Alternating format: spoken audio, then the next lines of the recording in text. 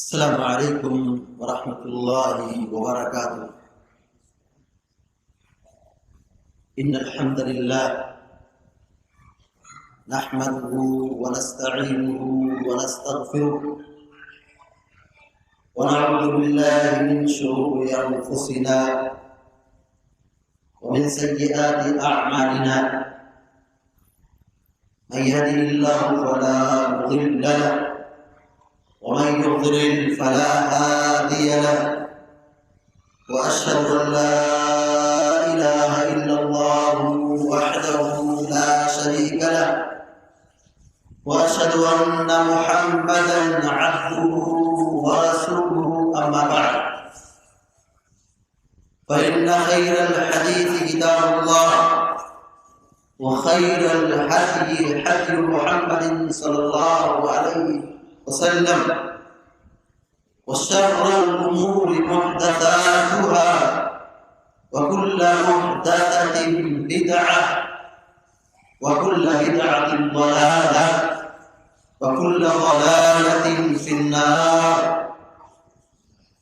وقال الله عز وجل: أعوذ بالله من الشيطان الرجيم، واعبدوا الله ولا تشركوا به شيئا، وبالوالدين إحسانا، وبذي القربى واليتامى والمساكين، والجار ذي القربى والجار الجنب والصاحب بالجنب، وابن السبيل وما ملكت أيمانكم، إن الله لا يحب من كان مختالا فخورا. وقال النبي صلى الله عليه وسلم: ما زال جبريل يوصيني بالجار حتى ظننت أنه سيورثه، رواه البخاري. تمام قسم کی تعریف، حمد و ثنا، کبریائی و بڑائی اللہ رب العالمین کے لیے لائق و زیبا ہے،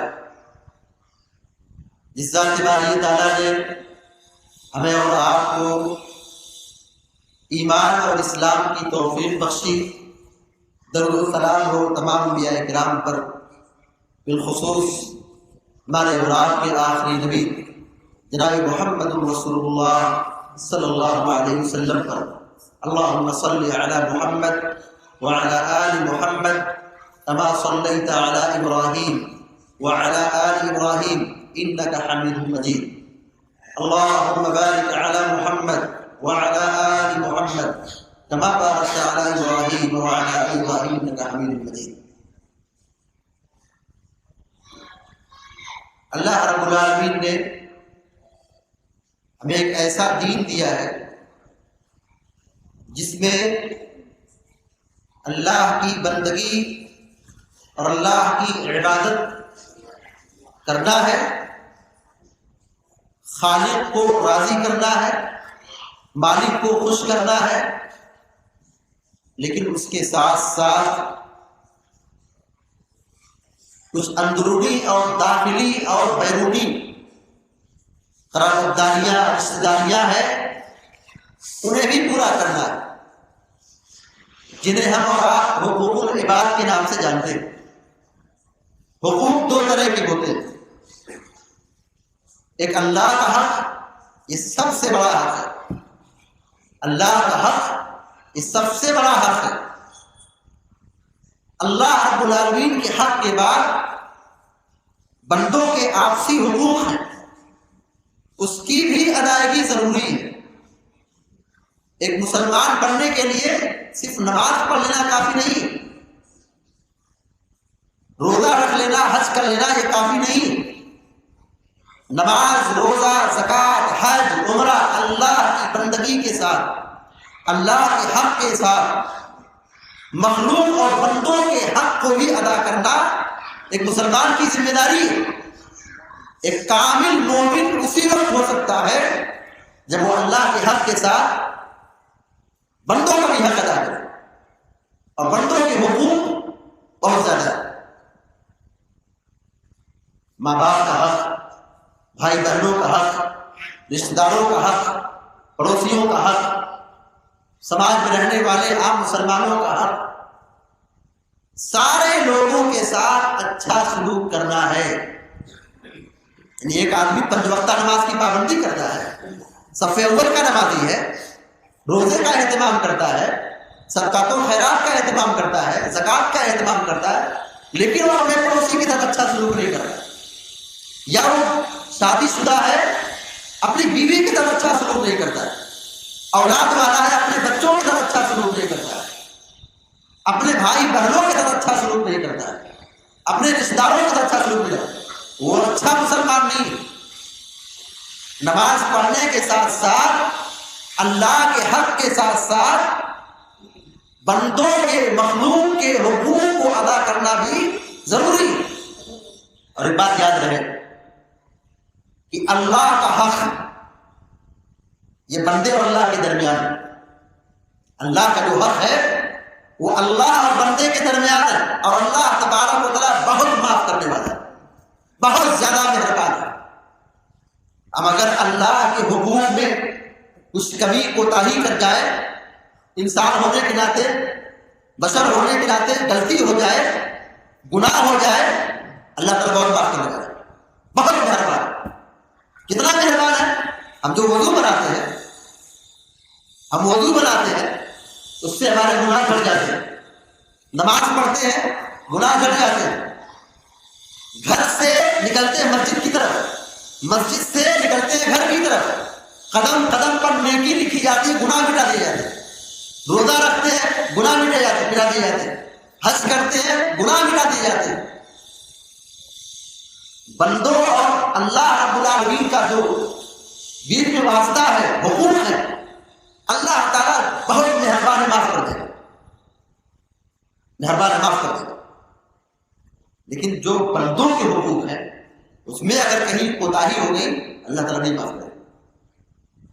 بہت اہم چیز، بہت اہم نقطہ ہے۔ ہماری توجہ نماز پر زیادہ ہونا بھی چاہیے، زکوٰۃ پر، روزے پر، حج پر، اللہ کے حقوق پر زیادہ ہے توجہ، ہونا چاہیے۔ لیکن اللہ رب العالمین کے حق میں کہیں کوئی کمی رہ گئی، انسان ہونے کے ناطے کہیں سستی پائی گئی، اللہ تعالیٰ بہت مہربان، معاف کرنے والا ہے۔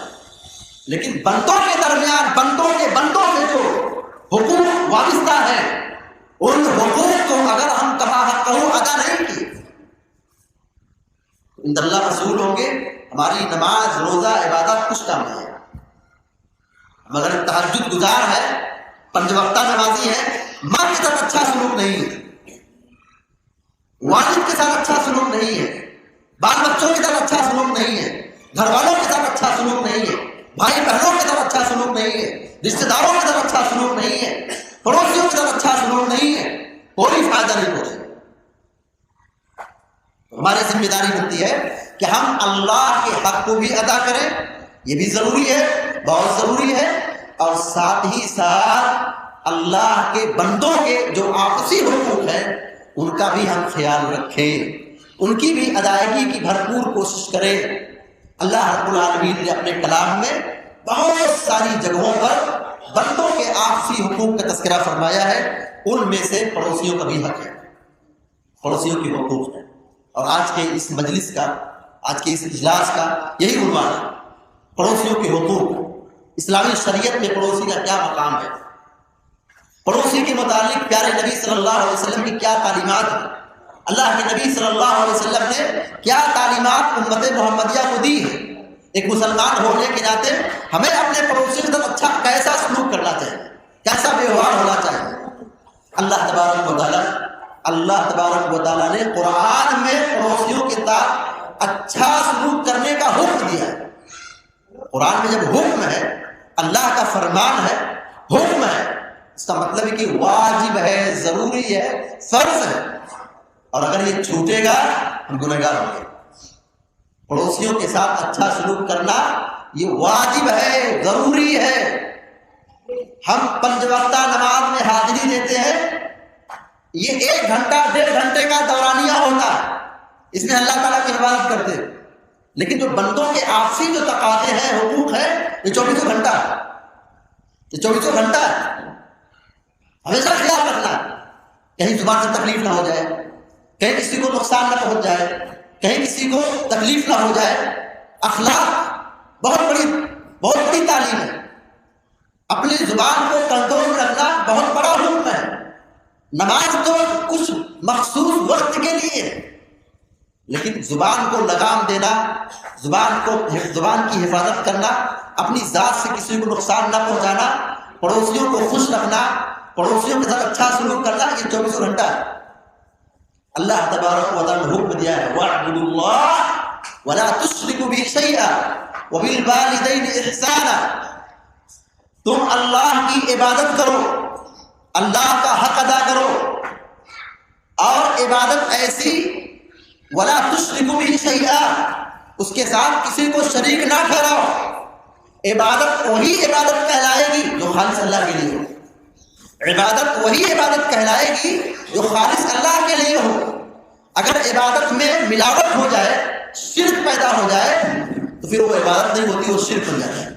اللہ نے یہی کہا وَاعْبُدُوا اللَّهَ وَلَا تُشْرِكُوا بِهِ شَيْئًا، تم اللہ کی عبادت کرو، اس کے ساتھ کسی کو شریک نہ ٹھہراؤ۔ شرک بہت بڑا گناہ ہے، ہر گناہ کو اللہ تعالیٰ معاف کرنے والا ہے۔ تمام گناہوں کو اللہ چاہے تو معاف کر دے اور معاف کرے گا، لیکن شرک ایسا جرم ہے، ایسا گناہ ہے، اتنا خطرناک گناہ ہے کہ اللہ تبارک و تعالیٰ اس کو کبھی بھی معاف نہیں کرے گا، کبھی بھی نہیں معاف کرے گا، کسی صورت میں نہیں معاف کرے گا۔ یہ گناہ اگر ہو گیا تو اللہ معاف نہیں کرے گا۔ وَقَضَىٰ رَبُّكَ أَلَّا تَعْبُدُوا إِلَّا إِيَّاهُ وَبِالْوَالِدَيْنِ إِحْسَانًا، دوسری اللہ تعالیٰ نے فرمایا کہ اللہ تمہارے رب کا یہ فیصلہ ہے، یہ حکم ہے کہ اس کے ساتھ کسی کو شریک نہ ٹھہراؤ، صرف اسی کی عبادت کرو۔ وَبِالْوَالِدَيْنِ إِحْسَانًا، والدین کے ساتھ اچھا سلوک کرو۔ اپنے حق کے بعد سب سے پہلا حق بیان فرمایا، توحید اور عبادت کے بعد سب سے پہلا حکم جو اللہ رب العالمین کا ہے وہ یہ ہے کہ ماں باپ کے ساتھ، والدین کے ساتھ اچھا سلوک کرو۔ اللہ رب العالمین آگے فرماتا ہے وَبِذِي الْقُرْبَىٰ، اپنے قرابت داروں کے ساتھ، رشتہ داروں کے ساتھ اچھا سلوک کرو۔ ماں باپ کے ساتھ بھی اچھا سلوک کرو، اپنے رشتہ داروں کے ساتھ بھی اچھا سلوک کرو۔ رشتہ داریاں 3 طرح کی ہوتی، رشتہ داریاں 3 طرح کی ہوتی۔ ایک رشتہ داری ہمارے ابو کی طرف سے، دادا ہے، چچا ہے، پھوپھی ہے، اور ایک رشتہ امی کی طرف سے، والدہ کی طرف سے، ماموں ہے، خالہ ہے، نانا ہے، نانی ہے۔ یہ 2 رشتے یہ ہم کو نبھانا ہے، اس میں ہم مجبور ہیں، اس میں ہمارا اختیار نہیں ہے۔ یہ ابو کی رشتہ داریاں ہیں، ادا کرنا، وہ ہمیں پسند ہو کہ نہ پسند ہو۔ امی کی رشتہ داریاں ہیں، اسے نبھانا ہے، وہ اچھے ہو کہ نہ اچھے ہو، کیونکہ ماں باپ کے رشتہ دار ہیں، ان کا خیال رکھنا ہے۔ اور ایک رشتہ داری ہے جو ہمارے اختیار سے ہوتی ہے، جس کو سسراری رشتہ کہا جاتا ہے۔ تینوں رشتوں کے ساتھ اچھا سلوک کرنا، قرآن میں اللہ نے اس کا ذکر فرمایا ہے۔ اللہ نے کہا وَبِذِي الْقُرْبَىٰ، قرابت داروں کے ساتھ اچھا سلوک کرو، اس کے ساتھ حسن سلوک کرو، اچھی زبان استعمال کرو، تکلیف مت دو، رشتے کو مضبوط بناؤ، رشتہ داری توڑو مت، ان کا خیال رکھو، اچھے اخلاق سے پیش آؤ، تکلیف مت دو۔ یہی مفہوم ہے آیت کا وَبِذِي الْقُرْبَىٰ، قرابت داروں کے ساتھ، رشتہ داروں کے ساتھ اچھا سلوک کرو۔ وَالْيَتَامَىٰ وَالْمَسَاكِينَ، یتیموں کے ساتھ، مسکینوں کے ساتھ اچھا سلوک کرو۔ بھائی کتنا بہترین ہمارا دین ہے، ہمارے دین کی کتنی خوبصورتی ہے، جس پر اللہ تعالیٰ کا جتنا بھی حمد و ثنا بیان کی جائے، تعریف بیان کی جائے، کم ہے۔ انسان کا مزاج ایسا ہے کہ وہ اپنے کمزور کو ہٹا، اپنے کمزور کو دباتا ہے، اپنے کمزور پر ظلم ڈالتا ہے، مگر اللہ رب العالمین نے اس دین اسلام کے اندر اتنی بڑی تعلیم دی ہے کہ کمزوروں کے ساتھ اچھا سلوک کرو، یتیموں کے ساتھ، مسکینوں کے ساتھ، غریبوں کے ساتھ، فقیروں کے ساتھ اچھا سلوک کرو۔ ان کو پھٹکارو مت، ان کو جھکاؤ مت، ان کو ستاؤ مت، ان کا نقصان مت کرو، ان کو پریشان مت کرو، ان کے ساتھ اچھا سلوک کرو، ان کے ساتھ اچھا سلوک کرو۔ کوئی ضروری نہیں کہ ہم مال دے کر کے ہی ان کو خوش کریں، ہماری ایک اچھی گفتگو ان کو خوش کر سکتے ہیں، اچھا کردار ان کو خوش کر سکتا ہے، میٹھی بول ان کو ہم خوش کر سکتے ہیں۔ کوئی ضروری کہ ہم مال نکالیں، صدقہ کریں، زکوٰۃ دیں، خرچ کریں تبھی خوش ہوں گے۔ حسن سلوک کا ایک تقاضا یہ بھی ہے کہ ہم ان کو تکلیف نہ پہنچائیں، اپنی زبان کا صحیح استعمال کریں۔ اللہ رب العالمین نے آگے فرمایا وَالْجَارِ ذِي الْقُرْبَى وَالْجَارِ الْجُنُبِ وَالصَّاحِبِ بِالْجَنبِ، یہی موضوع ہے، پڑوسیوں کے ساتھ اچھا سلوک کرو۔ اللہ رب العالمین رشتہ داروں کے بعد غریبوں اور سماج کے کمزوروں کے ساتھ سلوک کرنے کے بعد پڑوسیوں کے ساتھ حکم دیا ہے کہ اچھا سلوک کرو۔ دیکھیے پڑوسی تین طرح کے ہوتے ہیں اور تینوں پڑوسیوں کا ذکر کیا گیا۔ پڑوسی تین طرح کے ہوتے ہیں اور اس آیت میں اللہ تبارک و تعالیٰ نے تینوں پڑوسیوں کا ذکر کیا ہے۔ نمبر 1 وَالْجَارِ ذِي الْقُرْبَى، وہ پڑوسی جو ہمارے قریبی رشتہ دار ہیں، جیسے بھائی ہے، چچا ہے، دادا ہے، یہ سب قریب قریب رہیں گے۔ یہ جو رشتہ داریاں ہیں یہ پڑوسی بھی ہیں، رشتہ دار بھی ہیں، پڑوسی بھی ہیں۔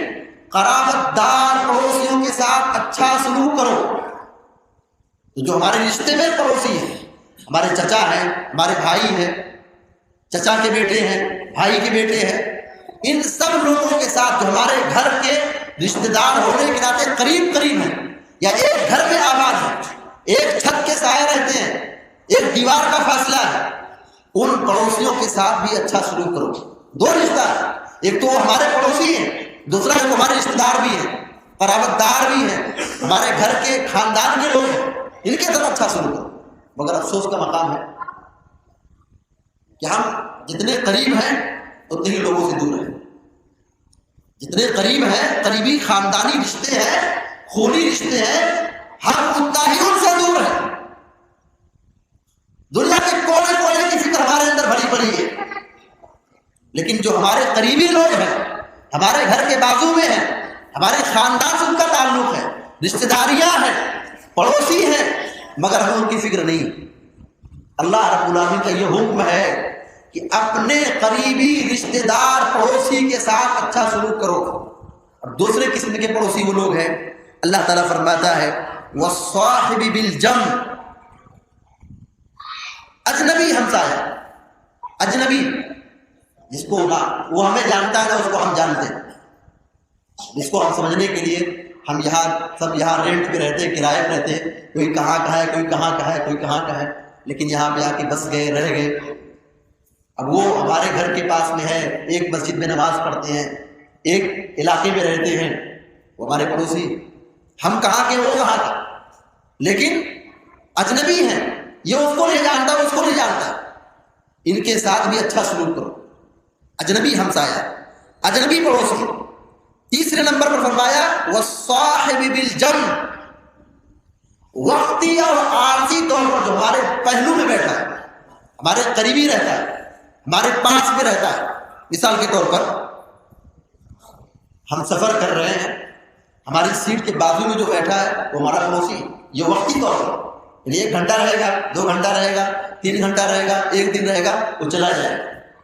دیکھیے بہت اہم چیز ہے، ہم سفر کرتے ہیں، ایک سیٹ پہ آس پاس بیٹھتے ہیں، بہت ممکن ہے کہ ہم اس کے ساتھ آج بیٹھے ہیں مگر کبھی زندگی ملاقات نہیں ہوگی۔ اگر ہمارے اخلاق اور کردار سے ان کو ٹھیس پہنچ گئی، ہم نے ان کو تکلیف پہنچا دیا، مرتے تک وہ ہم کو یاد کرے گا کہ برا آدمی تھا۔ یہ وقتی طور پر پڑوسی ہے۔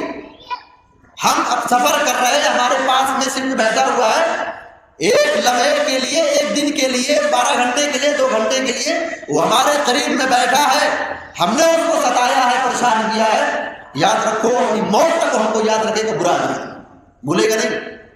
اسی طریقے سے اگر ہم نے اس کے ساتھ اچھا سلوک کیا ہے، احسان کیا ہے، اچھی گفتگو کی ہے، تکلیف نہیں دی ہے، تو پھر وہ ہم کو یاد رکھے گا کہ ہاں وہ آدمی کیا آدمی تھا، وہ انسان کیا انسان تھا۔ تو یہ جو وقتی طور پر جو پڑوسی بنتے ہیں، عارضی طور پر پڑوسی بنتے ہیں، ان کا بھی خیال رکھنا ہے۔ یہ نہیں کہ یہ کون ہے، یہ کیا ہے، یہ آج ہے یہاں ہے، اگلے اسٹیشن پہ اتر جائیں گے، کیا ضرورت ان کے ساتھ اچھا سلوک کرنے کی؟ ان کے ساتھ بھی اچھا سلوک کرنا ہے۔ ایک وہ جو ہمارے قریبی ہیں، ایک وہ جو اجنبی ہیں، تیسرا وہ جو وقتی طور پر عارضی طور پر وہ ہمارے ساتھ ہیں، ان کے ساتھ بھی، تینوں پڑوسیوں کے ساتھ اسلام کا یہی حکم ہے، اچھا سلوک کرو، ان کا حق ادا کرو۔ اللہ رب العالمین نے کہا وَابْنِ السَّبِيلِ وَمَا مَلَكَتْ أَيْمَانُكُمْ، مسافروں کے ساتھ اچھا سلوک کرو اور اپنے ماتحتوں کا خیال رکھو۔ یہاں اللہ رب العالمین نے اپنے حق کے ساتھ کچھ حقوق کا تذکرہ فرمایا ہے، جن کا تعلق حقوق و لباس سے ہے، ان کا بھی ادا کرنا بہت ضروری ہے۔ تب ہماری نماز، ہماری عبادت ہم کو دنیا و آخرت میں فائدہ پہنچائے گی۔ اللہ تعالیٰ نے آگے کیا کہا؟ ان اللہ لا يحب من كان مختالا فخورا، یقیناً اللہ تبارک و تعالیٰ ایسے شخص سے محبت نہیں کرتا جو اترانے والا ہو، شیخی بگاڑنے والا ہو، تکبر کرنے والا ہو۔ ان حقوق کے بعد تکبر کا ذکر کیا، ماں باپ کی طرف اچھا سلوک، رشتہ داروں کی طرف اچھا سلوک، قرابت داروں کی طرف اچھا سلوک، پڑوسیوں کے ساتھ اچھا سلوک، اور یتیموں کمزوروں کے ساتھ اچھا سلوک، مسافروں کے ساتھ اچھا سلوک، اور اپنے ماتحتوں کے ساتھ اچھا سلوک۔ ان تمام حقوق کو ذکر کرنے کے بعد اللہ تعالیٰ کیا کہہ رہا ہے کہ تکبر کرنے والے کو، اترانے والے کو اللہ تعالیٰ پسند نہیں کرتا ہے۔ کیوں ایسا کہا؟ تکبر کا ذکر کیوں کیا ہے؟ حقوق کے بعد تکبر کا ذکر، جی ہاں بہت گہری مناسبت ہے۔ مناسبت یہ ہے کہ ان حقوق کو ادا وہی کر سکتا ہے جو متکبر نہیں۔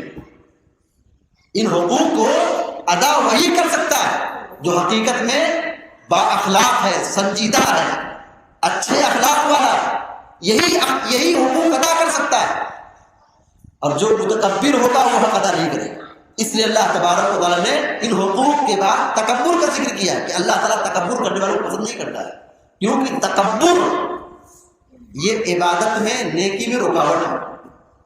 تکبر نیک کام کرنے میں، اچھا کام کرنے میں رکاوٹ بنتا ہے، اخلاق سے پیش آنے میں تکبر رکاوٹ بنتا ہے۔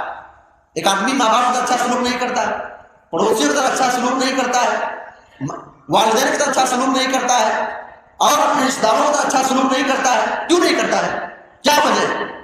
انا کا مسئلہ ہے، میں کیوں کروں، کیا ضرورت ہے، میں چھوٹا ہو گیا، میری کیا حیثیت، میں ان کے سامنے جھکوں، ان کا حق ادا کروں، غریبوں کی مدد کروں، غریبوں کا اچھا سلوک کروں۔ انا کا مسئلہ بنا کر کے آدمی ان حقوق کو پیروں تلے دباتا ہے، حقوق کو پامال کرتا ہے۔ تو ضروری ہے کہ ہم اپنے دل سے تکبر کو نکالیں۔ یہ تکبر نیکیوں میں رکاوٹ بنتا ہے۔ مشہور واقعہ ہے، آدم علیہ السلام کو اللہ نے پیدا کیا، جنت میں بسایا، اور آدم علیہ السلام کا سجدہ کرنے کا جب حکم دیا گیا فرشتوں کو، سارے فرشتوں نے سجدہ کیا، مگر ابلیس نے سجدہ کیوں نہیں کیا؟ اللہ کی بات کیوں نہیں مانی؟ اللہ کی حکم کو ٹھکرایا کیوں؟ ابلیس کیوں بنا؟ اسے شرک نہیں کیا تھا۔ یاد رہے، بہت اہم نقطہ ہے، ابلیس نے شرک نہیں کیا تھا، شیطان نے شرک نہیں کیا تھا، کفر نہیں کیا تھا۔ یہ سب سے بڑا گناہ، سب سے بڑا گناہ۔ ابلیس نے اللہ کے اس حکم کو انکار کر دیا، ٹھکرا دیا، نہیں مانا۔ ابلیس نے تکبر کی بنیاد پر اللہ کے حکم کو نہیں مانا، اللہ نے ہمیشہ کے لیے اس کو جنت سے نکال دیا، جنت میں داخل نہیں ہوا، وہ ہمیشہ میں جہنم میں رہے گا۔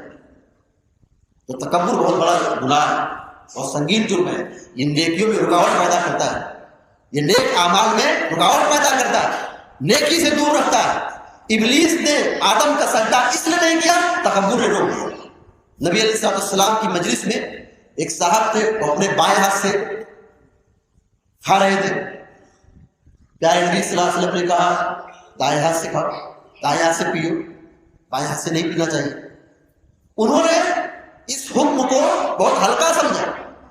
راوی کہتے ہیں کہ اس کو تکبر نے روک دیا، اس کو تکبر نے روک دیا، اور اس تکبر کے روکنے کی وجہ سے وہ دائیں ہاتھ سے نہیں کھایا پیا، پیارے نبی صلی اللہ علیہ وسلم نے بد دعا کر دی کہ تیرا دایاں ہاتھ کبھی اٹھے گا ہی نہیں، تیرا دایاں ہاتھ نہیں اٹھے گا۔ وما منعه الا الكبر، حدیث کے الفاظ ہیں، اس کو تکبر نے روکا، گھمنڈ نے روکا۔ پیارے نبی صلی اللہ علیہ وسلم نے کہا تیرا دایاں ہاتھ کبھی نہیں اٹھے گا۔ اس کا ہاتھ شل ہو گیا، اس کے ہاتھ سے طاقت ختم ہو گئی، وہ اٹھنے کے قابل نہیں رہا، تکبر بہت بڑا ہے۔ تو اللہ تبارک و تعالیٰ نے یہاں حقوق کو ذکر کرنے کے بعد تکبر کا ذکر کیا کہ اللہ تعالیٰ متکبر کو نہیں پسند کرتا ہے، اترانے والے شیخی بگاڑنے والوں کو پسند نہیں کرتا ہے، اس لیے کہ تکبر جو کرے گا وہ ان اعمال کو، ان حقوق کو ادا نہیں کر سکتا ہے، اور جو ان اعمال کو ادا کرے گا ماں باپ کے ساتھ، رشتہ داروں کے ساتھ، قرابت داروں کے ساتھ، پڑوسیوں کے ساتھ، یتیموں کے ساتھ، غریبوں کے ساتھ، مسافروں کے ساتھ، اپنے ماتحتوں کے ساتھ اچھا سلوک کر رہا ہے، مطلب یہ کہ آدمی سنجیدہ ہے، اخلاق مند ہے، متکبر نہیں، گھمنڈی نہیں، جو گھمنڈی ہو وہ نہیں کرے گا۔ اللہ رب العالمین نے پڑوسیوں کے حوالے سے ہمیں اور آپ کو یہ بہت جامع تعلیم دی ہے کہ ہم اپنے پڑوسی کا خیال رکھیں، وہ پڑوسی کیسا بھی ہو، پڑوسی کوئی بھی ہو، یہ ضروری نہیں کہ ہم مسلمان پڑوسی کی طرف اچھا سلوک کریں، وہ ہمارا آدمی ہے، مسلمان ہے، ہمارے دین مذہب سے اس کا تعلق ہے تبھی اس کی طرف اچھا سلوک کیا جائے، نہیں، جتنے بھی مذاہب اس روئے زمین پر پائے جا رہے ہیں، کسی بھی مذہب سے اس کا تعلق ہو، کسی بھی مذہب سے اس کا تعلق ہو، اگر وہ ہمارے گاؤں میں ہے، ہمارے گھر کے پاس رہتا ہے، ہمارا پڑوسی، پڑوسیوں کے بارے میں علماء نے جو روایات کی بنیاد پر کہا ہے کہ ایک مسجد میں جب لوگ نماز پڑھتے ہیں وہ سب پڑوسی ہیں، ایک مسجد ہے، اس گاؤں کے سارے لوگ اس مسجد میں نماز پڑھتے ہیں، سارے کے سارے ہمارے پڑوسی ہیں، یہ نہیں کہ جو گھر کے بازو میں وہی ہمارا پڑوسی ہے۔ علماء نے یہاں تک کہا کہ 40 گھر دائیں طرف، 40 گھر بائیں طرف، 40 گھر پیچھے طرف، 40 گھر آگے کی طرف، یہ سب پڑوسی میں آتے ہیں۔ اگر آپ جوڑیں 40 کتنے ہو گئے؟ ایک پورا گاؤں اور ایک شہر ہو سکتا ہے، یہ سب کے سب ہمارے پڑوسی بنتے ہیں۔ ان سبوں کے ساتھ ہمارا اخلاق، کردار، کریکٹر اچھا ہونا چاہیے، یہ حکم ہے۔ توحید کے بعد یہ حکم ہے کہ ہم پڑوسیوں کا اچھا سلوک کریں، جو رشتہ داریاں ہیں، ماں باپ ہیں، رشتہ دار ہیں، قرابت دار ہیں، انہی حقوق میں سے ایک رشتہ دار بھی ہیں، ان کے ساتھ اچھا سلوک کرنا ہے۔ پیارے نبی صلی اللہ علیہ وسلم پر جو وحی نازل ہوئی، اللہ کا پیغام نازل ہوا، جبریل علیہ الصلوۃ والتسلیم اللہ کے حکم کو لاتے تھے، اس میں سب سے زیادہ جو حکم تھا پڑوسی کے ساتھ اچھا سلوک کرو، سب سے زیادہ جس حقوق کو ادا کرنے کا جبریل حکم دیتے تھے، وہی نازل ہوتی تھی، وہ پڑوسیوں کے ساتھ اچھا سلوک کرنا ہے۔ صحیح مسلم اور صحیح بخاری کی مشہور روایت ہے، اللہ کے نبی صلی اللہ علیہ وسلم فرماتے ہیں ما زال جبریل یوصینی بالجار حتی ظننت انہ سیورثنی، جبریل برابر نصیحت کرتے رہے، وصیت کرتے رہے، برابر ہمیشہ پڑوسی کی طرح اچھا سلوک کرے۔ جبریل امین علیہ السلام یہ وحی لاتے تھے، یہ پیغام دیتے تھے، نصیحت کرتے تھے، وصیت کرتے تھے کہ پڑوسی کے ساتھ اچھا سلوک کرو، پڑوسی کے ساتھ اچھا سلوک کرو، پڑوسی کے ساتھ اچھا سلوک کرو۔ پیارے نبی صلی اللہ علیہ وسلم کہتے ہیں میں یہ سمجھنے لگا، مجھے یہ بات معلوم ہونے لگی کہ کہیں ایسا نہ ہو کہ بہت جلد جو پڑوسیوں کے ساتھ اچھا سلوک کا حکم دیا جا رہا ہے کہیں اس کو پراپرٹی میں شریک نہ بنا دیا جائے۔ یعنی ایک آدمی مرتا ہے، کچھ مال چھوڑتا ہے تو اولاد میں وہ مال تقسیم ہوتی ہے، وہ دولت پراپرٹی تقسیم ہوتی ہے، مال تقسیم ہوتا ہے، بیٹے کو اتنا ملے گا، بیٹی کو اتنا ملے گا، بیوی کو اتنا ملے گا، جانتے ہیں میرا سب۔ پیارے نبی صلی اللہ علیہ وسلم کہتے ہیں مجھے گمان ہونے لگا کہیں ایسا نہ ہو کہ بہت جلد جبریل کا حکم آ جائے، یہ وحی آ جائے کہ وراثت کی تقسیم میں پڑوسی کا بھی حصہ ہے، میت کے مال میں پڑوسی کا بھی حصہ ہے۔ یہ ہے اسلام۔ پیارے نبی صلی اللہ علیہ وسلم کو اتنا حکم دیا گیا، اتنی تعلیم دی گئی، اتنی نصیحت کی گئی، اتنا حکم دیا گیا کہ پڑوسیوں کی طرف اچھا سلوک کرو، پڑوسی سے اچھا سلوک۔ اسلام میں اتنی تاکید کی گئی پڑوسیوں کو تعلق سے، اتنا ہی ہم مسلم معاشرہ اس میں ہوتا ہے۔ ہم پڑوسیوں کی کیا بات کریں، ہم پڑوسیوں کی کیا بات کریں؟ ہم ایک اگر شوہر ہے، بیوی کی طرف اچھا سلوک نہیں کرتے، ہم اگر ایک شوہر ہے، شادی شدہ ہے، اپنی بیوی کی طرح اچھا سلوک نہیں کرتے، دور پڑوسی جو گھر کے باہر ہے اس کی ہم کیا بات کریں، اس پر ہم کیا گفتگو کریں؟ ایک آدمی ایک مسلمان اپنے شوہر ہونے کے ناطے بیوی کا حق ادا نہیں کرتا ہے، ایک بیٹا ہے تو اپنے ماں باپ کا حق ادا نہیں کرتا ہے، رشتے دار کا حق ادا نہیں کرتا ہے، تو پڑوسی بہت دور کا ہے۔ یہ ساری رشتے داریاں، یہ سارے حقوق ہم پر فرض ہیں، اس کی ادائیگی کا ہمیں خاص خیال رکھنا چاہیے۔ اللہ کے نبی صلی اللہ علیہ وسلم نے پڑوسیوں کے حوالے سے اتنی جامع تعلیم دی ہے، کہا وہ شخص مومن نہیں جو اپنے لیے اور پڑوسیوں کے درمیان فرق کرتا ہے۔ مجھے یہ پسند ہے، پڑوسی کو وہ پسند ہے، پسند بھی فرق اگر کرتا ہے تو وہ مومن نہیں۔ مومن ہونے کے لیے، کامل مومن بننے کے لیے ضروری ہے کہ ہماری پسند پڑوسی کی پسند دونوں برابر ہو۔ اللہ کے نبی صلی اللہ علیہ وسلم نے فرمایا لا يؤمن احدكم حتى يحب لاخيه او قال لجاره ما يحب لنفسه۔ اللہ کے نبی کہتے ہیں وہ شخص مومن نہیں ہو سکتا، وہ شخص مومن نہیں ہو سکتا جب تک کہ وہ اپنے لیے وہی پسند کرے جو پڑوسی کے لیے پسند کرتا ہے۔ جیسے آدمی یہ چاہتا ہے کہ اس کی عزت کی جائے، وہ اپنے پڑوسی کی عزت کرے۔ جیسے وہ چاہتا ہے کہ اس کی غیبت نہ کی جائے، اپنے پڑوسی کی غیبت نہ کرے۔ وہ چاہتا ہے کہ مجھ پر ظلم نہ کیا جائے تو اپنے پڑوسی پر ظلم نہ ڈالے۔ یعنی اپنے لیے وہی پسند کرے جو اپنے پڑوسی کے لیے پسند کرتا ہے۔ اور اگر ہم اپنے لیے کچھ اور پسند کرتے ہیں، پڑوسی کے لیے کچھ اور پسند کرتے ہیں، تو یہ ہمارے ایمان کا خسارہ ہے، ایمان کا نقصان ہے۔ ہم اس وقت تک مومن نہیں ہو سکتے جب تک کہ ہم اپنے پڑوسیوں کے ساتھ وہی سلوک کریں جو ہم اپنے آپ کے لیے سلوک کرتے ہیں، جو اپنے لیے پسند کرتے ہیں۔ اسی طریقے سے پیارے نبی صلی اللہ علیہ وسلم نے فرمایا کہ واللہ لا یؤمن، واللہ لا یؤمن، واللہ لا یؤمن، اللہ کی قسم وہ مومن نہیں، وہ مومن نہیں۔ 3 بار پیارے نبی صلی اللہ علیہ وسلم قسم کھا کے کہتے ہیں وہ مومن نہیں، وہ مومن نہیں، وہ مومن نہیں، یعنی کامل مومن نہیں۔ پوچھنے والوں نے پوچھا کون جو مومن نہیں ہے، کس کے بارے میں آپ کہہ رہے ہیں؟ اللہ کے نبی صلی اللہ علیہ وسلم کہتے ہیں الذی لا یأمن جارہ بوائقہ، بخاری مسلم کی روایت ہے۔ کہا جس کے شر سے اس کا پڑوسی محفوظ نہ ہو، جس کے ظلم سے اس کا پڑوسی محفوظ نہ ہو، جس کی شرارت سے اس کا پڑوسی محفوظ نہ ہو، وہ مومن نہیں۔ مطلب کیا ہے حدیث کا؟ بالکل واضح ہے کہ پڑوسی کے ساتھ اچھا سلوک کرو، اس کا خیال رکھو کہ وہ ہمارے سے مطمئن ہو جائے، ہماری ذات کو کوئی خطرہ نہ ہو، نقصان نہ ہو، ظلم نہ ہو۔ اگر ہماری ذات سے اس کو نقصان ہو رہا ہے، تکلیف پہنچ رہی ہے، ظلم ہو رہا ہے، ہم اس کو ستا رہے ہیں، تو یہ ہمارے ایمان کا خسارہ ہے۔ پیارے نبی صلی اللہ علیہ وسلم سچے تھے، صادق و مصدوق تھے۔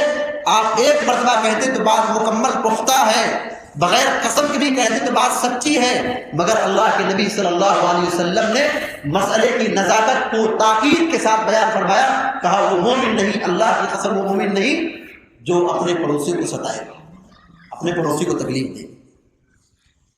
ایک حدیث میں اللہ کے نبی صلی اللہ علیہ وسلم نے ایمان کی نشانی بتلائی کہ ہم کہتے ہیں ہم مومن ہیں، ہم مسلمان ہیں، تو ہم مسلمان ہیں تو کچھ پہچان بھی ہے، کچھ پہچان بھی ہونی چاہیے، نشانی ہونی چاہیے۔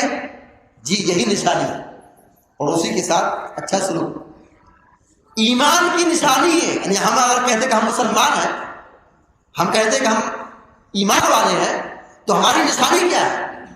اللہ کے نبی صلی اللہ علیہ وسلم فرماتے ہیں وَمَنْ كَانَ يُؤْمِنُ بِاللَّهِ وَالْيَوْمِ الْآخِرِ فَلْيُكْرِمْ جَارَهُ، جو آدمی اللہ پر ایمان رکھتا ہو، آخرت کے دن پر ایمان رکھتا ہو، اسے چاہیے کہ اپنے پڑوسی کے ساتھ اچھا سلوک کرے۔ اس کا مطلب کیا نکلتا ہے؟ ایک آدمی، ایک مسلمان اپنے پڑوسی کو ستا رہا ہے، پڑوسی کے ساتھ ظلم ڈھا رہا ہے، اس کی برائی بیان کر رہا ہے، اس کو تکلیف پہنچا رہا ہے، اس پر ظلم ڈھا رہا ہے، اس کا مطلب یہ ہے کہ اس کا ایمان کمزور ہے۔ آخرت پر ایمان، اللہ پر ایمان، یہ اس کے ایمان میں نقصان ہے، کمزوری ہے۔ اگر ایمان ہے تو یہ ایمان کی نشانی ہے، تو اپنے پڑوسی کی طرح اچھا سلوک کرے۔ پیارے نبی صلی اللہ علیہ وسلم نے فرمایا ایک حدیث کے اندر، من کان یؤمن باللہ والیوم الآخر فلا یؤذی جارہ، کہ جو آدمی اللہ پر اور آخرت کے دن پر ایمان رکھتا ہے تو وہ اپنے پڑوسی کو خبردار اذیت نہ پہنچائے، تکلیف نہ دے۔ پیارے نبی صلی اللہ علیہ وسلم نے پڑوسی کے تعلق سے اتنی جامع نصیحت فرمائی ہے، اس کو ایمان سے جوڑا کہ ہم ایمان والے ہیں، اسلام والے ہیں، اللہ پر اور آخرت کے دن پر ایمان رکھنے والے ہیں۔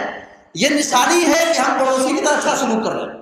اگر ہم پڑوسی کی طرح اچھا سلوک نہیں کر رہے، یہ دلیل ہے کہ ہمارا ایمان کمزور ہے، یہ پہچان ہے کہ ہمارا ایمان اس کوالٹی کا نہیں ہے جس کوالٹی پر ہم سے مطلوب کیا گیا ہے۔ نبی کریم صلی اللہ علیہ وسلم نے فرمایا، لیس المؤمن الذی یشبع وجارہ جائع، کہا وہ مومن ہو ہی نہیں سکتا جو تو خود پیٹ بھر کر کے کھانا کھاتا ہے لیکن اس کا پڑوسی بھوکا سویا۔ اگر ہمارا پڑوسی بیمار ہے، پریشان حال ہے، اس کے گھر میں کھانا نہیں بنا ہے، کھانے کا انتظام نہیں، غریب ہے، اور ہم یہاں بہترین کھانا کھا رہے ہیں، دبا رہے ہیں، لوٹ رہے ہیں، حلق کے نیچے ڈھکیل رہے ہیں، پیارے نبی صلی اللہ علیہ وسلم نے کہا وہ مومن نہیں جو خود پیٹ بھر کے کھاتا ہے لیکن اس کا پڑوسی بھوکا سویا ہے۔ یعنی کیا تعلیم دی گئی ہے؟ اگر ہم ایمان والے ہیں، ایمان کی نشانی یہ ہے ہمارے پاس کھانا ہے، ہمارا پڑوسی بھوکا ہے، آدھا کھانا اس کو دے دے، تھوڑا سا کھانا اس کو دے دے، اس کو کھلا دے، بھوکا نہ سلائے۔ بھوکا اگر ہم نے سلا دیا، بھوکا ہم نے سلا دیا، وہ بھوکا سو گیا، ہم پیٹ بھر کر کے اچھا اچھا کھائے، یہ پہچان ہے، نشانی ہے کہ ہم مومن نہیں ہیں، ہم کامل مومن نہیں ہیں۔ اللہ اور اس کے رسول پر اور آخرت کے دن پر ہمارا ایمان کمزور ہے۔ پیارے نبی صلی اللہ علیہ وسلم نے یہ بات بیان فرمائی، کہا وہ مومن نہیں جو خود تو پیٹ بھر کر کے کھانا کھاتا ہے لیکن اپنے پڑوسی کو بھوکا سلاتا ہے۔ پیارے نبی صلی اللہ علیہ وسلم نے پڑوسی کی عزت و آبرو کا خیال رکھنے کا حکم دیا ہے۔ پڑوسی کی عزت ہے، پڑوسی کی بہن بیٹیاں اپنی بہن بیٹی ہیں، ان کی عزت و ناموس کی حفاظت کرنا ہماری ذمہ داری ہے۔ دیکھیے زناکاری سب سے بڑا گناہ ہے، زناکاری بہت بڑا گناہ ہے۔ ایک آدمی زنا کرتا ہے کسی بھی عورت سے، گناہ ہے، لیکن اگر یہی زناکاری اپنے پڑوسی کی خاتون سے، پڑوس کی عورت سے، پڑوس کی لڑکی سے اگر بدکاری کر رہا، بہت بڑا گناہ ہے، بہت بڑا گناہ ہے، بہت بڑا گناہ ہے۔ پیارے نبی صلی اللہ علیہ وسلم سے سوال کیا گیا سب سے بڑا گناہ کون سا ہے؟ سب سے بڑا گناہ کون سا ہے؟ پیارے نبی صلی اللہ علیہ وسلم نے کہا شرک، ان تجعل للہ ندا وهو خلقک، تم اللہ کے ساتھ شریک ٹھہراؤ جبکہ اللہ نے تم کو پیدا کیا۔ راوی نے پھر دوبارہ پوچھا کہ اس کے بعد سب سے بڑا گناہ کون سا ہے؟ پیارے نبی صلی اللہ علیہ وسلم نے کہا ان تقتل ولدک خشیۃ ان یطعن معک، تم اپنی اولاد کو قتل کرو، اپنی اولاد کو مارو اس ڈر سے کہ یہ اولاد ہمارا کھانا کھائے گی۔ اولاد کا قتل سنگین جرم ہے۔ پھر سوال کیا گیا اس کے بعد کون سا بڑا گناہ ہے؟ پیارے نبی صلی اللہ علیہ وسلم نے فرمایا ان تزانی بحلیلۃ جارک، تم اپنے پڑوس کی خاتون سے منہ کالا کرو۔ پڑوسی خاتون سے، پڑوس میں جو خواتین ہیں، بہن بیٹیاں بہو جو بھی ہیں، ان کے ساتھ عزت کے ساتھ کھلواڑ کرنا بہت بڑا گناہ ہے۔ میں نے کہا کہ اگر ایک آدمی کسی بھی عورت سے بدکاری کرے، گناہ، بہت بڑا گناہ ہے، لیکن اگر وہی گناہ اپنی پڑوس کی خواتین کے ساتھ کر رہا ہے، یہ گناہ کی شدت ہے، بہت بڑا گناہ ہے، بہت بڑا جرم ہے۔ نبی کریم صلی اللہ علیہ وسلم نے پڑوسی کے ساتھ اچھا سلوک کرنے کو سب سے اچھا آدمی قرار دیا ہے۔ اچھے لوگ کون ہیں؟ مثالی لوگ کون ہیں؟ بہترین لوگ کون لوگ ہیں؟ پیارے نبی صلی اللہ علیہ وسلم نے فرمایا خیر الجیران عند اللہ خیرہم لجیرانہ، سب سے بہترین لوگ اللہ کی نگاہ میں، اللہ کی نگاہ میں سب سے اچھے لوگ وہ لوگ ہیں جو اپنے پڑوسیوں کے ساتھ اچھا سلوک کرنے والے ہیں۔ بہت بڑی فضیلت ہے. یعنی اگر ہم اپنے پڑوسی کے ساتھ اچھا سلوک کر رہے ہیں یہ بھی عبادت ہے, یہ بھی اللہ کے تقرب حاصل کرنے کا ذریعہ ہے, یہ بھی نیکی ہے. پیارے نبی صلی اللہ علیہ وسلم کہتے ہیں خیر الجیران عند اللہ خیرهم لجارہ, اللہ کے نزدیک سب سے اچھا آدمی وہ ہے جو اپنے پڑوسیوں کی طرح اچھا سلوک کر رہا ہے. یہ بھی نیکی اور تقرب کے حاصل کرنے کا ذریعہ ہے, اس سے بھی اللہ راضی ہوتا ہے. ہم پڑوسی کی طرح اچھا سلوک کریں, اللہ تعالیٰ خوش ہوتا ہے. ہم اللہ کے یہاں بڑے بن رہے ہیں, ہمارا مقام اللہ کے یہاں اونچا بن رہا ہے, اعلیٰ درجہ تیار کیا جا رہا ہے. اس کا الٹا کیا نکلتا ہے؟ اگر ہم پڑوسی کی طرح اچھا سلوک نہیں کر رہے, پڑوسی کو ستا رہے ہیں, پریشان کر رہے ہیں, اس کی ناک میں دم کر رہے ہیں, اس کی زندگی کو جہنم بنا رہے ہیں, مار رہے ہیں, پیٹ رہے ہیں, گالی دے رہے ہیں, جھگڑا کر رہے ہیں, ستا رہے ہیں, اس کی زندگی کو عجیب بنا رہے ہیں, ہم اللہ کے اچھے نہیں, ہم اللہ کے یہاں اچھے نہیں. اللہ کے یہاں اچھے وہی لوگ ہیں جو اپنے پڑوسیوں کے ساتھ اچھا سلوک کرنے والے ہیں. پیارے نبی صلی اللہ علیہ وسلم نے پڑوسیوں کا اتنا خیال رکھا ہے, پڑوسیوں کا اتنا خیال رکھا ہے کہ آپ نے کہا اچھا کھانا بناتے ہو, اچھا کھانا پکاتے ہو, کھاؤ, اللہ نے نوازا ہے, کھاؤ, اللہ کی روزی, اللہ نے نوازا ہے, کھاؤ اچھا اچھا, لیکن اپنے پڑوسی کا بھی تھوڑا خیال رکھو. ابو ذر غفاری رضی اللہ تعالیٰ عنہ بیان فرماتے ہیں پیارے نبی صلی اللہ علیہ وسلم نے ابو ذر غفاری کو حکم دیا, یا ابا ذر, اے ابو ذر, اذا طبخت مرقا فاکثر ماءها وتعاهد جيرانك, اے ابو ذر یا اچھا کھانا بناؤ, گوشت بناؤ, سالن بناؤ, تو پانی تھوڑا زیادہ کر دو, تھوڑا پانی زیادہ کر دو, اور اپنے پڑوسی کا خیال رکھو. ذرا ایک لمحہ کے لیے سوچیے, یہ 1400 سال پہلے کی بات ہے. نبی کریم صلی اللہ علیہ وسلم کہنے کہ سالن میں پانی زیادہ کر دو, اور اللہ تعالیٰ نے آج ہم کو ایسا نوازا ہے کہ سالن پتلا کرنے کی ضرورت ہم کو نہیں. اللہ نے ہم کو نوازا ہے اس زمانے میں. 1400 سال پہلے جو غربت تھی, ایک کھجور میں 3 صحابی کھاتے تھے, کھجور کی گٹلی کو چوس چوس کے کھاتے تھے.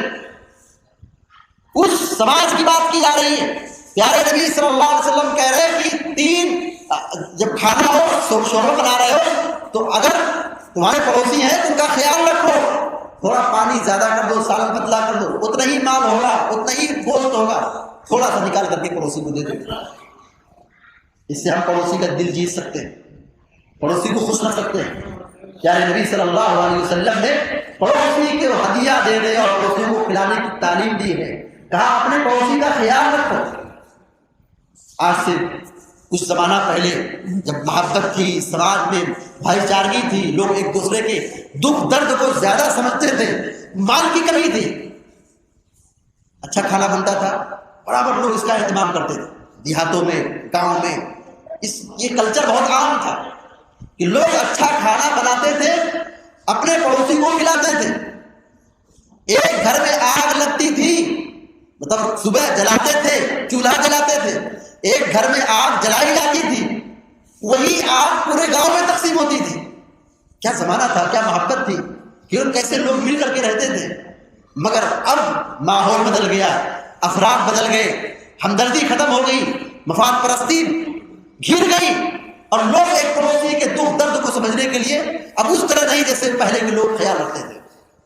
پہلے کے زمانے میں پاس پڑوس کی جو لوگ تھے وہ ان کی خواتین کو اپنی خواتین سمجھتے تھے, ان کی عزت کا لحاظ رکھتے تھے, ان کے ساتھ اچھا سلوک کرتے تھے. اچھا کھانا بنتا تھا تو اچھا کھانا ان تک پہنچاتے تھے. ضرورت ہے کہ اس سنت کو ہم زندہ کریں. یہ پیارے نبی صلی اللہ علیہ وسلم کی سنت ہے. ابو ذر غفاری کو آپ نے کہا کہ تم سالن بڑھا دو, پانی زیادہ کر دو, اپنے پڑوسی کا خیال رکھو. نبی کریم صلی اللہ علیہ وسلم نے عورتوں کو خطاب کیا, کہا یا معاشر النساء, اے عورتوں کی جماعت, یا نساء المسلمات, اے مسلم عورتیں, لا تحقرن جارۃ لجارتها ولو فی صلاۃ شادی, کہ کوئی بھی عورت اس نیکی کو حقیر نہ جانے اگرچہ وہ اپنی پڑوسن کو بکری کا کھر ہدیہ کرے. بکری کا پایا عرب میں بہت چھوٹا سمجھا جاتا ہے. بکری کا کھر جو ہوتا ہے, پایا, یہ عرب سماج میں مطلب ایک چھوٹی چیز ہے, حقیر چیز ہے, معمولی چیز ہے. کہا یہ بھی ہدیہ کرو, اس کو بھی حقیر نہ سمجھو. اپنے پڑوس کی عورتوں کو دینے میں شرم محسوس نہ کرو, یہ بھی دے دیا کرو، یہ حقیر نہ سمجھو، گرچہ یہ چیز چھوٹی ہے، وہ ہمارے لیے چھوٹی ہے، لیکن کسی کے لیے وہ زندگی ہے، کسی کے لیے وہ لقمہ ہے، کسی کی وہ غذا ہے، کسی کا وہ کھانا ہے، کسی کو وہ خوراک ہے۔ ہم اس کو حقیر سمجھ رہے ہیں، چھوٹا سمجھ رہے ہیں، لیکن چھوٹی چیز سے ہم دل کو جیت سکتے ہیں، دل میں فتح حاصل کر سکتے ہیں۔ پیارے نبی صلی اللہ علیہ وسلم نے ہدیہ دینے کا حکم دیا پڑوسیوں کو۔ حضرت عائشہ صدیقہ رضی اللہ تعالیٰ عنہ نے کہا، اے اللہ کے نبی صلی اللہ علیہ وسلم، میرے 2 پڑوسی ہیں، میں کس کو ہدیہ دوں؟ میرے 2 پڑوسی ہیں، میں کس کو ہدیہ دوں؟ اللہ کے نبی صلی اللہ علیہ وسلم کہتے ہیں، جس کا گھر، جس کا دروازہ تمہارے دروازے سب سے زیادہ قریب ہو، جس کا دروازہ تمہارے دروازے سب سے زیادہ قریب ہو، اس کے ساتھ تم ہدیہ دو، اس کو ہدیہ دو، اس کا خیال رکھو۔ اس حدیث پہ تعلیم دی گئی کہ پڑوسیوں کے ساتھ اچھا سلوک کرو، ان کو ہدیہ دو، گفٹ دو، تحفہ دو۔ پڑوسیوں کو ستانا یہ لعنتی عمل ہے، پڑوسیوں کو تکلیف دینا، ستانا، اس پر لعنت بھیجی گئی۔ نبی کریم صلی اللہ علیہ وسلم کے پاس ایک آدمی آئے، انہوں نے کہا کہ میرا پڑوسی مجھ کو ستاتا ہے، میرا پڑوسی مجھ کو پریشان کر رہا ہے، ستا رہا ہے۔ آپ نے کہا جاؤ صبر کرو۔ پھر ہم نے کہا کہ میرا پڑوسی مجھ کو ستا رہا، بہت پریشان کر رہا ہے۔ 2-3 مرتبہ اللہ کے نبی کے پاس شکایت کی۔ پیارے نبی صلی اللہ علیہ وسلم نے فرمایا، کہا جاؤ اپنے گھر کا سارا سامان گھر سے باہر کر دو، راستے میں ڈال دو۔ اپنے گھر کا جو سامان ہے وہ کہاں رکھ دو؟ راستے میں ڈال دو، دروازے کے سامنے رکھ دو۔ گیا وہ آدمی، اپنے گھر کا سامان نکالا اور راستے میں ڈال دیا۔ لوگ آ رہے ہیں، گزر رہے ہیں، پوچھ رہے ہیں کیا بات ہے، کیا تکلیف ہے، کیا مسئلہ ہے، کیوں یہ سامان تمہارا باہر ہے، کیا ہوا ہے؟ پیارے نبی صلی اللہ علیہ وسلم نے حکم دیا تھا کہ اپنا سارا سامان راستے پہ ڈال دو۔ امام بخاری نے اس روایت کو ذکر کیا الادب المفرد کے اندر۔ وہ صحابی گئے، اپنے گھر کا سامان نکال کر کے اپنے دروازے پر راستے پر ڈال دیا۔ جتنے لوگ بھی گزرنے والے گزر رہے ہیں سب پورا بھرا کر ہیں۔ کیا ہوا؟ کہا میرا پڑوسی ستا رہا، کیا بڑا برا آدمی ہے، لان تان کر رہے ہیں، برا بھلا کر رہے ہیں، اس پر لعنت بھیج رہے ہیں۔